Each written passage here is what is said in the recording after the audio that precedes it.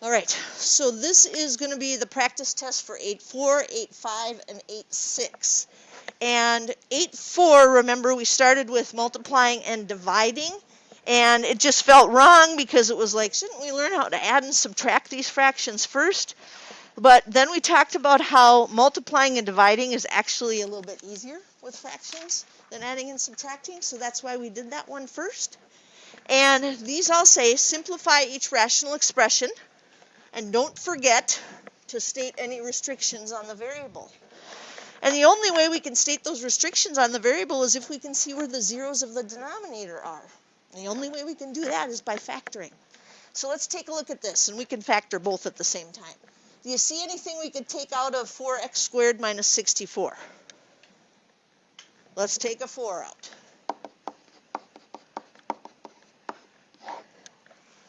How about x squared plus 2x minus 8? Is there a number we can take out of everything there? But it's not a perfect square trinomial. It might just be something that's good old-fashioned factoring. Do we know two numbers that multiply to negative 8 and add to 2? We do. So that should tell us, hey, we might not be done on the top there. Because, we're supposed to be able to cancel stuff out. And we're not done on the top,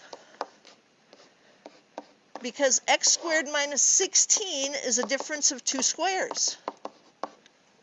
How do you factor x squared minus 16?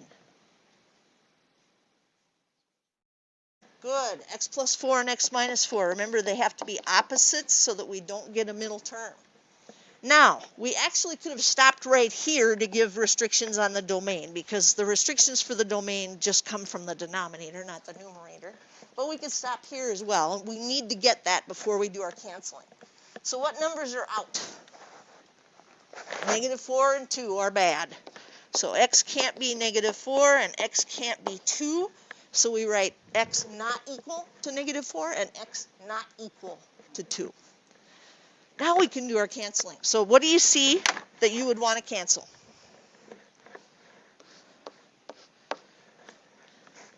Anything else?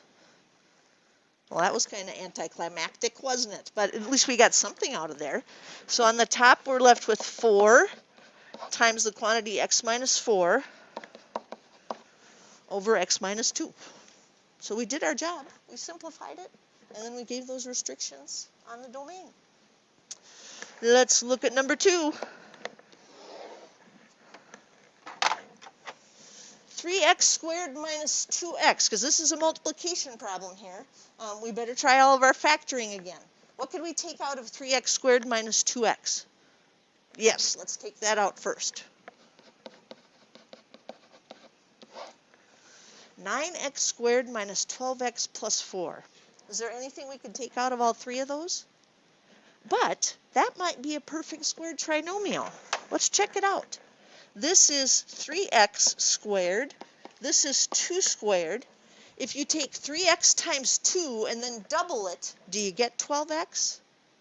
You do. So normally we would write that as 3x minus 2 squared. But we want to do canceling. So when you want to do canceling, you just write it 3x minus 2 times 3x minus 2. Do I have to do any flipping when it's multiplication?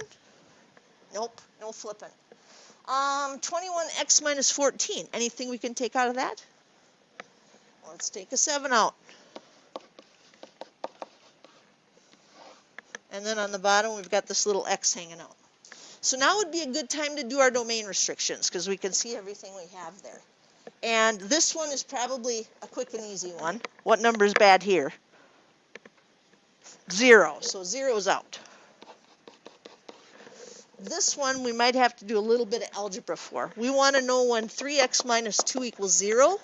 So we'd have to add 2 and divide by 3.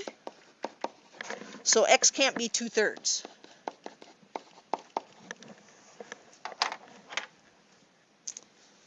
So we've got our restrictions down, because those are the numbers that would make a 0 in the denominator. Now, see anything that's going to cancel? 3x minus 2. Another one. And the x. Well, what's left for our answer? It's 7. Pretty cool way to write 7 if you ask me. Secret little language that we have in math. You know, if you know how to do the factoring and you know how to do the canceling, that does say 7 up there. All right, so we've got simplify, which was the first one. The second one was multiply, and part of that was simplify. And then the third one, whoops, must be down below here. Bless you. Look at that monster, huh? Well, we still have to do all of our factoring to start with. So x squared minus 4. Nothing we can pull out of it. It's not a perfect square trinomial, but hey, that's a difference of 2 squares. So how does x squared minus 4 factor? X plus 2 and x minus 2. X squared plus 8x plus 15. No greatest common monomial factor. Definitely not a perfect square trinomial, but there must be some way to factor it since it's in this problem. So two numbers that multiply to 15 and add to 8. 3 and 5. Divided by, and keep it division for a second. Remember, we have to talk about domain restrictions. X squared minus x minus 2, there's no greatest common monomial factor. It's not a perfect square trinomial. So we're already down to good old-fashioned factoring again. Do you know two numbers that multiply to negative 2 and add to negative 1? Negative 2 and positive 1. X squared plus 7x plus 10. Can't take anything out of that. Not a perfect square trinomial. Good old-fashioned factoring again. Can you give me the two numbers that make it work? 5 and 2 it is. Now, we better talk about domain restrictions before we do any flipping here. So, what numbers are out because of what we see in the denominator? Here we'd use negative 3 is out, negative 5, and negative 5 is out again. Okay, so x can't be. Negative 5, x can't be. Negative 3, and x can't be negative 2. Now we have to flip that second one, and we have to give more domain restrictions. So, x plus 2 times x minus 2 over x plus 3 times x plus 5, x plus 5 times x plus 2 over x minus 2 times x plus 1. So what new numbers do we need to add to our list? Positive 2 and negative 1. These are the two new ones here. So x can't be negative 1 and x can't be 2. And again, you can have those in any order, and we'll give you credit for it. So now that it's multiplication, now we can do our canceling. What do you see? X minus 2's. X plus 5. X plus 2's are both in the top. Has to be one in the top and one in the bottom. Is that it? Okay, now we have to be careful because our answer has to be in simplest form. So that means we have to write the x plus 2 squared on the top.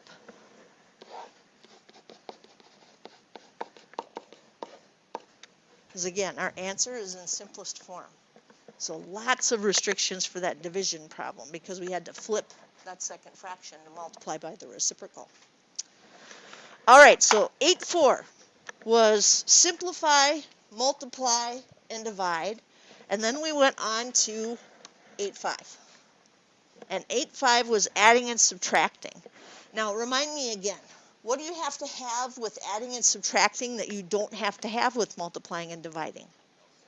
An LCD. So, let's take a peek. Do they already have the same denominator in number 4? Well, then we've got some work ahead of us here. And it starts with the LCD. So, reminder, everything has to be there into its highest power. So, what's our LCD for this one? Exactly, we have to have them both. So I'm going to go ahead and rewrite this down here so that the people that are gone can see, hey, we just started over with this and we multiplied our fractions to get them to both have that common denominator of x minus 7 and x plus 7. So the first one needs the x minus 7s. Second one needs the x plus 7s.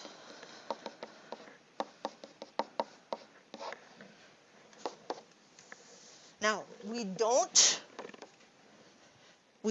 multiply the denominators. Remember, we want to be able to see at the very end of this problem if we can finally do any simplifying. So the denominators we leave as x minus 7 times the quantity x plus 7.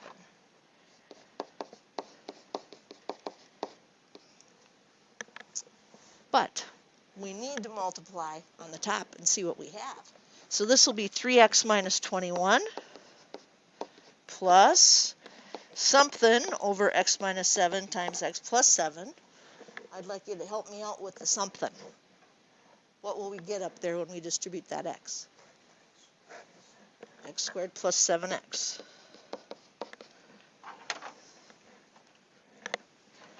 Can we finally go ahead and put these two together? They have a common denominator, so we can. So we'll have x squared plus 3x plus 7x is plus 10x minus 21 over the quantity x minus 7 times x plus 7.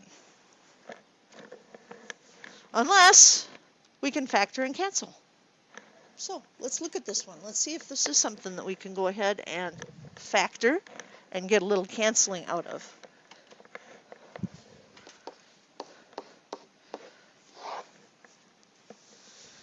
There's no greatest common monomial factor. It's not a perfect square trinomial. So do we know two numbers that multiply to negative 21 and add to positive 10?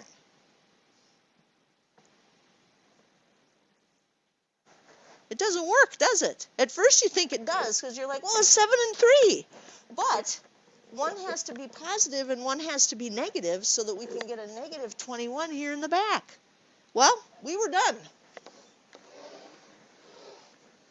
That's the best we can do with that one because our numerator is not factorable.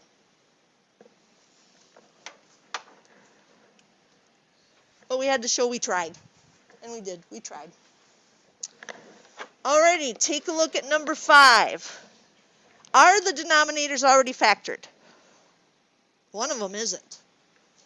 6x over, how do you factor x squared minus 81?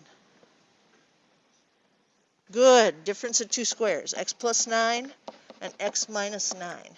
And then I notice, ooh, this is subtraction. Subtraction is dangerous. Do you remember what we did so that subtraction wouldn't be so dangerous? Add a negative, exactly. Change it to adding a negative 7.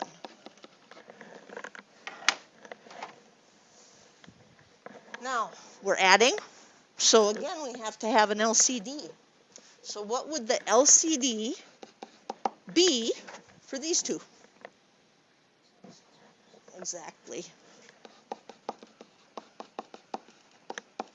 So the first one is set, but what does the second one need? Exactly, it needs an x plus 9.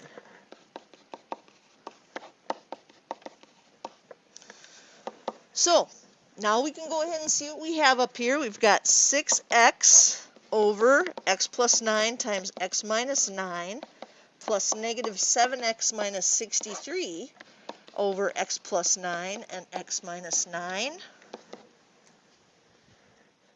Can we finally put them together? Yeah, they have a common denominator now, right? So let's see what it is. 6x minus 7x is a negative x minus 63 over x plus 9 times x minus 9.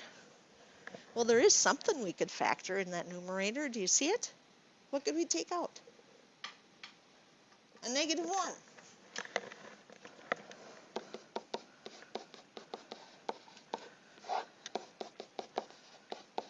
And you don't have to put the 1 there. You could just put a negative in the front, which I'm going to do in the next step here to simplify it. But the point is, does that help us any? It doesn't. But we have to show that we knew to try. we knew to try to factor that to see whether or not we could actually cancel something out. Because with addition and subtraction, you only simplify at the very end, after you finally have one fraction. Then you simplify. So 8/5 was all about adding and subtracting. And then at the end of 8/5, we did some work with what are called complex fractions. So does anybody need more time with either one of these two? So here's our complex fractions. There were 3 steps. Anybody remember step 1?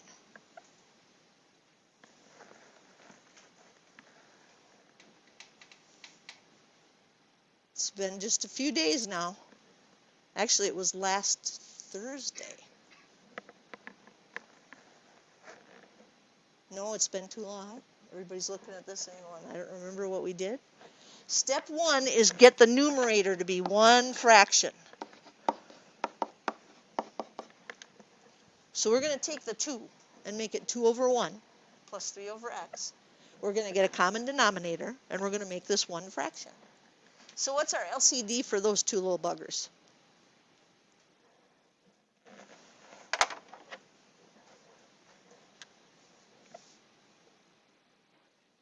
1 and an x. So this one needs an x on the top and the bottom. And we'll get 2x over x plus 3 over x, which is 2x plus 3 over x. So step 1, numerator. Get it to be one fraction. So now that we did that one, anybody remember step 2? Do the same thing to the denominator.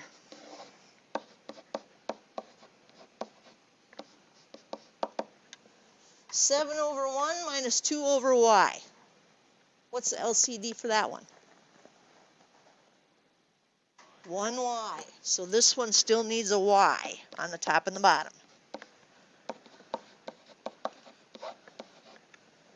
So that'll be 7y minus 2 over y. So does step 3 come back to you now too? This was division. We don't divide fractions. What do? So we're going to take our numerator, 2x plus 3 over x, and we're going to multiply that by the reciprocal. And since we're multiplying now, if there's something we can cancel, we should. Is there anything we can cancel out? Not a doggone thing. So we're going to have y times the quantity 2x plus 3 over x times the quantity 7y minus 2. So always 3 steps for the complex fraction. Make one fraction on the top, make one fraction on the bottom, and then multiply by the reciprocal since this is division. So it'll be a nice basic complex fraction like this one. We had harder ones in the homework, so, and definitely harder ones in the notes that we took. All right, now the last 2 days material from 8/6. Solve. Solve each equation, and there's a reminder, check each solution. So one of the things we learned is when you're dealing with fractions, it's better to see them all as fractions, so we can always slap a 1 underneath this stuff. And the last 2 days we found out we don't have to work with fractions all the way through this thing if we do something to get rid of them. Anybody remember what we do to get rid of the fractions? Multiply by the LCD. So notice how a lot of stuff that we're doing today involves the LCD. So what's the LCD for 5 and 2 and 1? 10.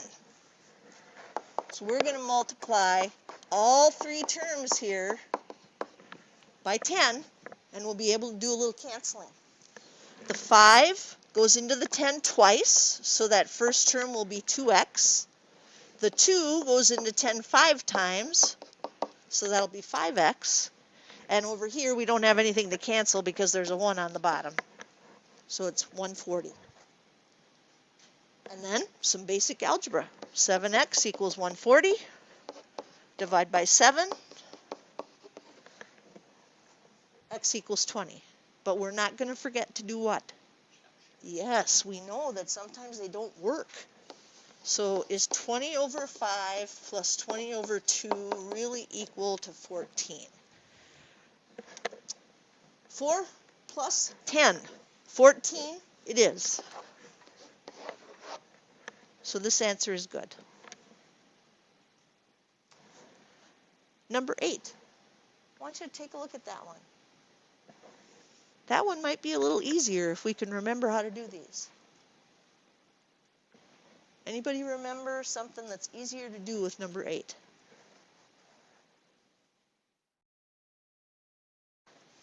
We could. I mean, we could use the LCDs like we've been doing. Cross multiply. This is a proportion. When it's just one fraction equals one fraction, we'll cross multiply.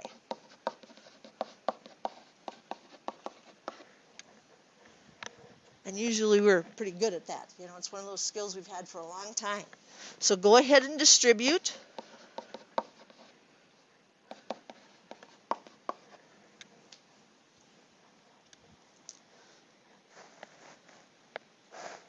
Now what would you like to do? Okay, put the y's over on one side. I'm going to subtract 4y. Subtract the smaller one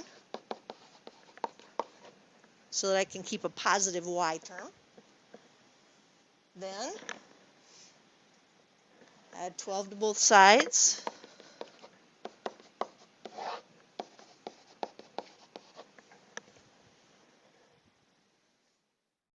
Then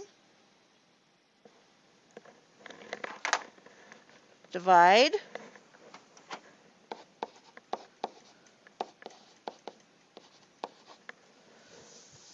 And we're not going to forget the last step, right? What's the last step? Yeah, we have to check it. So let's see. Is 4 over 16 minus 2 equal to 6 over 16 plus 5? Well, 16 minus 2 is 14. So is 4/14, come on, smartboard, there we go, equal to 6 over 21. What goes into both 4 and 14? 2, so this will be 2/7. What goes into both 6 and 21? 3. 3 goes into 6 twice, and into 21 7 times. It's good. Y equals 16.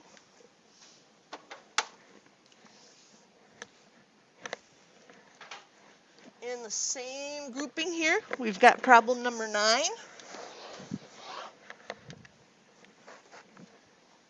So take a peek.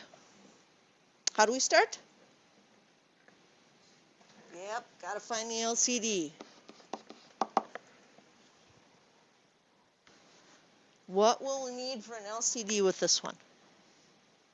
3x squared. Yeah, it has to be to the highest power. So everything has to be there into its highest power.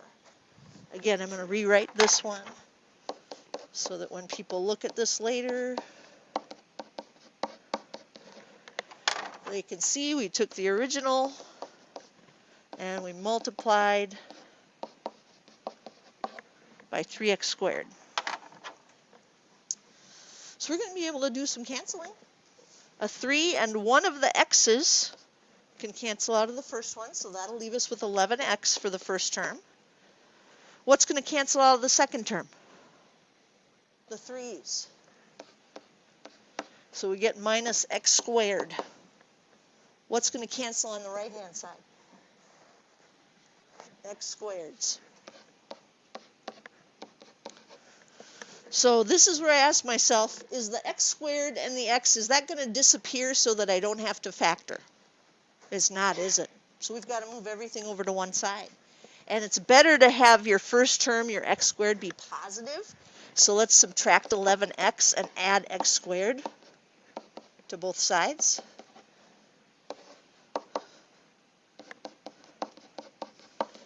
And then we'll just put them in the right order. So we've got it in standard form, the squared term first. So we know we're going to have to try and factor this to solve it. There's no greatest common monomial factor. It's not a perfect square trinomial because negative 12 is not a perfect square. But maybe there's two numbers that multiply to negative 12 and add to negative 11. Good. So that means our answers are what?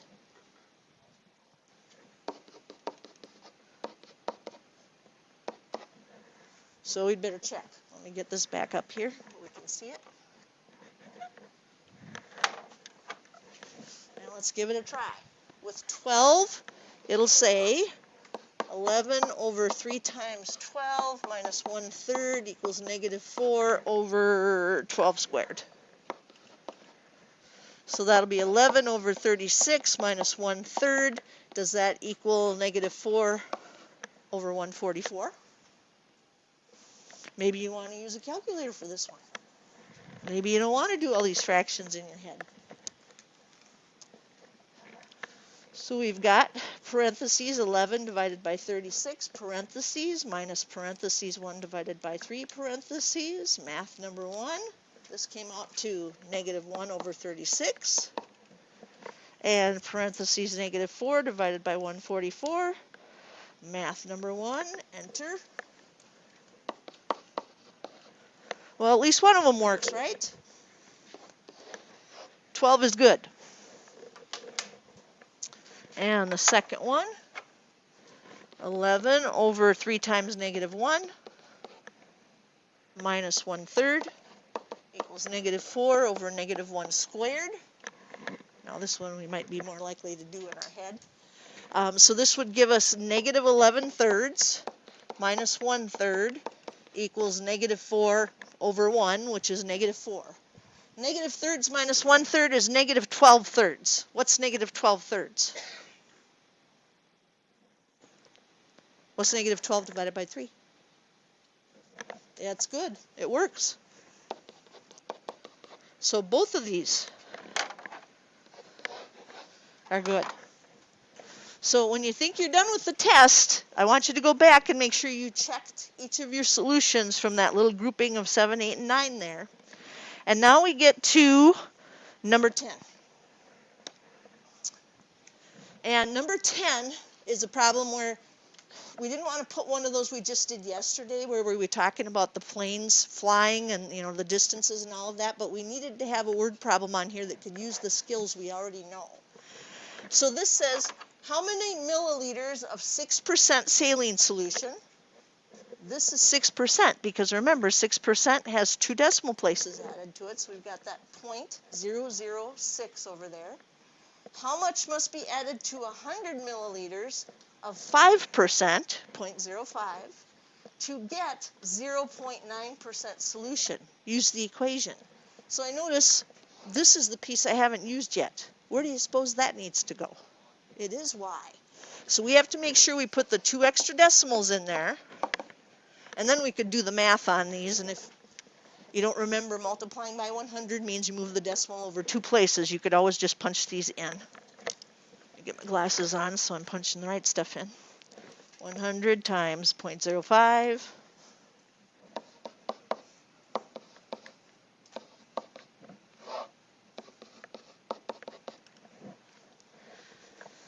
Okay, help me out with some good ideas here so that we can get this one solved without too much trouble.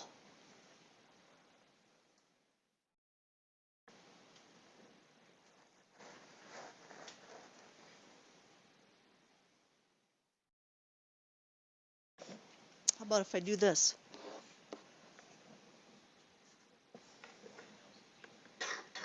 Now it's a proportion. How do we solve proportions? Cross multiply. Let's cross multiply.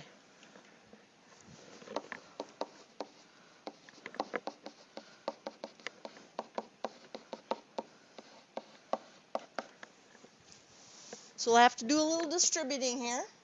And again, if you don't want to do any of this in your head, you wouldn't have to. Again, multiplying by 100 moves the decimal over 2 places, so we shouldn't be shocked when we see 0.9.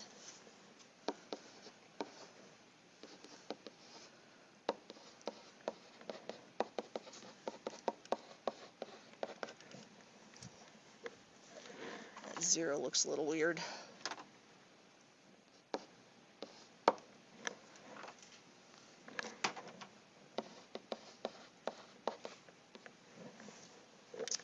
What would you like to do next?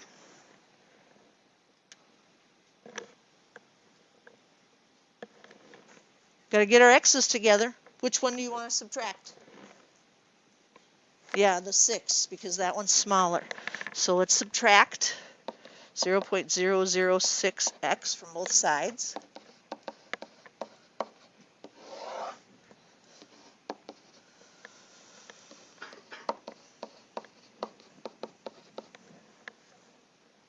We're getting there. What's next?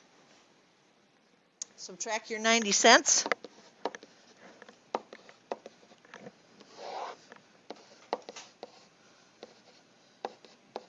So what's $5 minus 90 cents? $4.10. And our final step. Divide by 0.003.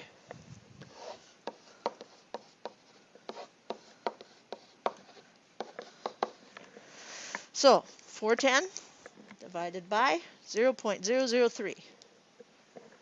1,366, and that would really be 2/3. You could put 0.67 or something like that. You could do the rounding as well. Now, sometimes that makes students nervous because they think, that's a really big number. Well, this is actually talking about if you've ever gone to visit somebody that's in the hospital and they're not doing well and they have one of those IV bags hanging over there. Those are in milliliters, and milliliters are actually like 1 drop out of an eyedropper. So it takes a lot of milliliters in order to make one of those liter bags. In fact, it takes 1,000 of them. So you get big numbers when you're talking about those pharmacy pieces of saline bags. All right. Should we go back and talk about any of these? Any of these anybody's thinking, oh, I don't know if I'll remember that, and we maybe should write some notes next to it or something? Okay, because I'm not going to give you the review assignment today. I'm going to wait until tomorrow. And that gives those of you that have gotten behind in the homework a chance to get caught up.